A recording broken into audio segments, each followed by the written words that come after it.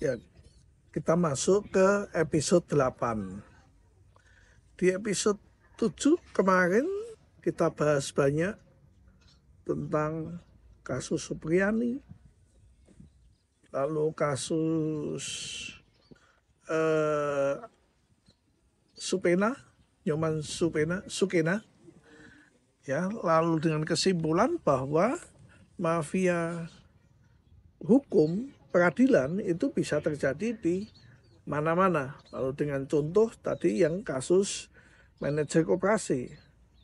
Akhir-akhir ini ada beberapa kasus yang rame.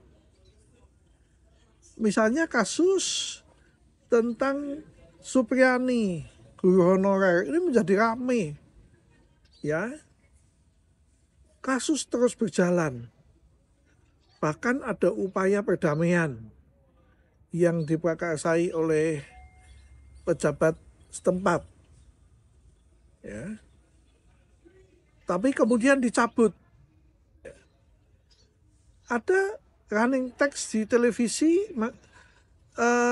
dari Propam turun pemeriksa polisi, penyidik-penyidik. Lalu informasi juga dari running text bahwa jaksa yang menyidangkan dicabut, dialih tugas. Ya, lalu kasus berlanjut sampai kemudian camat kalau nggak salah yang membantu Supriyani dicopot, diganti orang lain dan sebagainya. Kasus berlanjut dan perdamaian dicabut, kemudian ada somasi dari pemerintah setempat karena berupaya perdamaian dan sebagainya. Ya, kasus menjadi sangat menarik saat ini. Ini kasus kecil, tapi menjadi besar. Ya, dalam sebuah kacamata saya, berarti ini kasus kecil tapi di belakangnya orang besar. Sehingga kasus bisa membesar seperti ini. Kasus ini dari Propam turun, bagus, diperiksa. Lalu dari kejaksaan mengganti jaksa kalau nggak salah. Tapi persoalannya bukan masalah diperiksa dan kemudian diganti. Pemeriksaan itu harus transparan. Banyak sekali di dalam sebuah kasus-kasus macam ini diperiksa, kalau di kepolisian diperiksa begitu ya. Tapi karena kasus sudah digulirkan di pengadilan, lalu pemeriksaannya seperti apa hasilnya? Tidak pernah ada berita lagi. Ya. Jadi bukan masalah dipindah, misalnya di kejaksaan bukan masalah dipindah. Pemeriksaannya bagaimana? Karena ini menyangkut orang yang sudah ditahan dan kasus itu sudah berjalan. Bahkan kemarin dihadirkan dokter untuk melihat tentang luka-lukanya, dia mengatakan ini bukan dari sapu lidi. Ya, ini menarik sekali kasus ini, nanti kita lihat ujungnya. Dan saya berharap bahwa kasus ini bukan berhenti pada pengadilan tetapi ditarik ke belakang. Seperti halnya dengan kasus Nyoman Sukena. Walaupun Nyoman Sukena itu tidak melaporkan atau meneruskan kasus, tetapi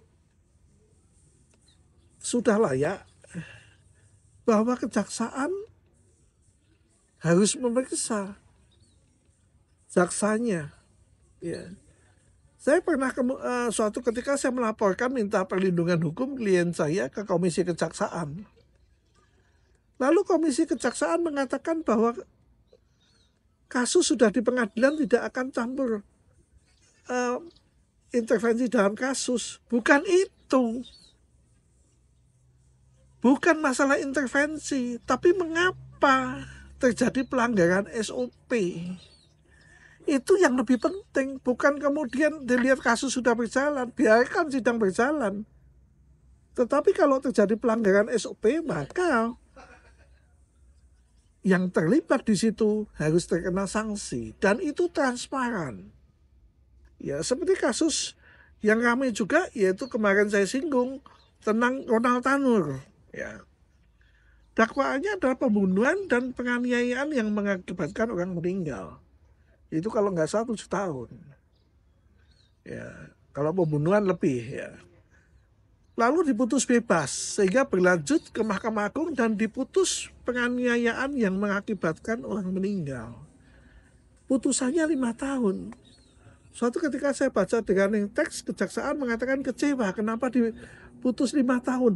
Kalau ini menurut saya tidak bisa diintervensi. Keyakinan hakim tidak bisa diintervensi karena itu masih bagian dari dakwaan. Dakwaannya ada. Biasanya kalau ancamannya 7 tahun itu tuntutannya 2/3. Dan kemudian hakim memutuskan diputus setengah, asal tidak kurang maka jaksa tidak ada upaya hukum, biasanya menerima. Itu biasanya di dalam praktek. Ya, sehingga dengan demikian jangan seperti saya katakan banyak kasus semestinya yang terjadi. Tapi anehnya misalnya di kejaksaan tuh banyak sekali kasus korupsi timah. Bagaimana perkembangannya? Katanya mau dikembangkan sebanyak mungkin. Sewaktu Pak Bonyamin mensomasi itu. Ternyata hanya berhenti di situ. Saat ini kemudian bergulir seperti yang kemarin saya ceritakan kasus gula Tom Lembong. Ternyata kemarin saya lihat Instagram bahwa itu pesanan dari koperasi-koperasi instansi. Ya. Padahal sebelum itu ada banyak kasus. Kenapa kasus yang lama tidak dijalankan dulu? Diselesaikan. Ya kemarin bahkan kasus dari Ronald Tanto kemudian berkembang ke Mahkamah Agung. Mantan pejabat, bekas pejabat ya ditangkap. Lalu kemudian diindikasikan hakimnya akan diperiksa. Boleh-boleh aja. Asal semua itu harus logis. Dan kemudian dilaporkan kepada masyarakat karena kasus ini sudah menjadi perhatian daripada masyarakat. Ya, kalau tidak dilaporkan kepada masyarakat akan terjadi sebuah pertanyaan yang terus-menerus ada di dalam masyarakat. Hasilnya apa? Hasil pemeriksaannya apa? Ya, selanjutnya saya akan bahas juga kasus-kasus yang lain ya, yang saat ini juga tidak tahu kelanjutannya bagaimana.